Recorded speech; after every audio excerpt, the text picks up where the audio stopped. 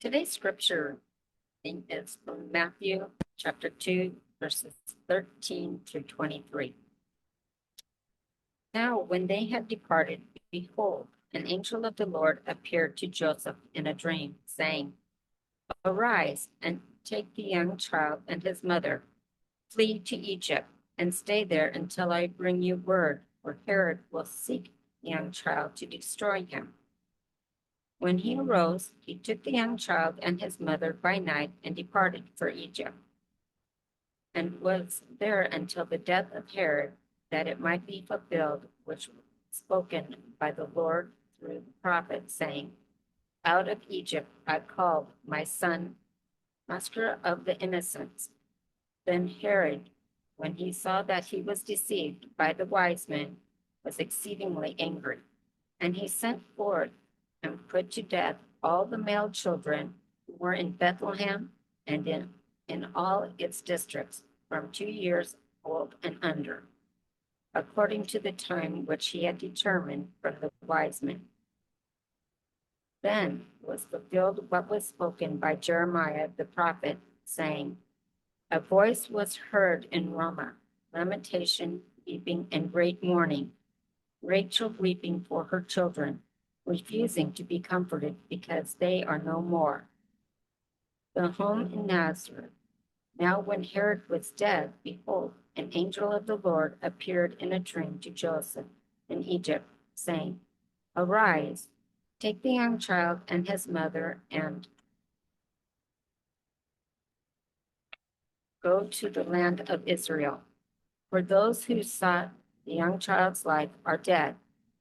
Then he arose, took the young child and his mother, and came into the land of Israel. But when he learned that Archelaus was reigning over Judea instead of his father Herod, he was afraid to go there. And being warned by God in a dream, he turned aside into the region of Galilee. And he came and dwelt in a city called Nazareth, that it might be fulfilled which was spoken by the prophets, he shall be called a Nazarene. To welcome Cheryl as she gives us our morning message.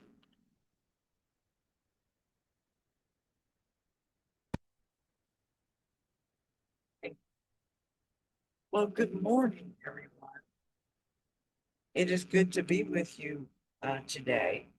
And I hope that your Christmas day was as great as we celebrated the first Christmas with faith, love, hope, trust, and thankfulness for God's gracious gift of Jesus Christ and his presence within each one.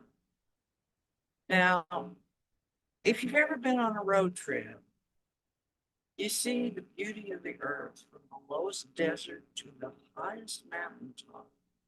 It's always filled with adventure and sometimes paved with difficulties. With all the new technical devices and paper roadmaps still available, we shouldn't get lost. However, it has been known for me to get turned around in San Antonio on just a short journey home from taking a friend to the hospital. Instead of a 30-minute drive, it turned into an hour plus drive. Now, Kathy, when we got home, she said, Thank you so much. You are a hero. And I said, I'm not any hero. She said, Yes, you are. You saved me from having to pay a tremendous a dollar amount for Uber. But when you got lost, you went the wrong way on Heber and you ended up clear out almost to Bandera. And I looked at her and she said, Not really, but at least when you saw the driver's license plate, you decided to turn around and go back east instead of west. And in the process of that, we got home. No problems after that. And I said, Well, thank you. Now, freely God has gives blessings for everyone to enjoy. Now, the east is where day breaks, bringing us a new day with new experiences. In the South, we receive growth, giving us all that sustains us with herbs that heal. In the West, it's where the sun goes down, giving us life, giving rain or water, and sometimes thunder. In the North, we receive winter snow, and after the snow, the earth wakes refreshed for the bounty of springtime. Now, today's theme, Seeking Calm, reminds us that followers of Jesus, we are called to listen to God's voice. On this first Sunday after Christmas, we realize that Joseph and Mary's faith adventure with God is not finished yet. They have been given the task with protecting God's son, which is not easy. Now, the prophets had been told that a virgin would give birth to a son, and his name would be Jesus, for he shall save his people from their sins. Now, Jesus was born in Bethlehem of Judea. On that day and time of birth, strange things began to happen. The shepherds, which we would call homeless people, heard multitudes of angels singing. Heaven and earth came together, and a star rose brightly to the sky, guiding to all to come and worship him. The Magi now, or as we normally call them, are wise men. Anyway, they were, I would say, very important foreigners, came from the east. They went to King Herod and asked where the child was, who had been born king of the Jews. Now, when King Herod heard this, he was really threatened that somebody was going to take his place. And by a newborn little boy. So he asked them to return and tell him where this baby Jesus was. Now the Magi, they found Jesus and they paid him homage, but they didn't return to King Herod. They went home a different way, and I bet they didn't get lost like I did. King Herod ordered all males 2 years and younger to be killed. Now, in today's passage, an angel visited Joseph in a dream 3 times to warn and guide him on the journey. The first visit was after the Magi left, and an angel directed Joseph and his family to flee to Egypt because King Herod wanted to kill Jesus. Now, Jesus and his family stayed in Egypt for a while, perhaps about 2 years. Throughout the ages before this, however, tyranny, persecution, or trouble plagued the Jews. They sought refuge in Egypt. Every town in Egypt had a population of Jews. For example, Alexander alone would have had more than 1 million Jews there. Now, Joseph, he was in fear, a little afraid, and he was needing safety for his family,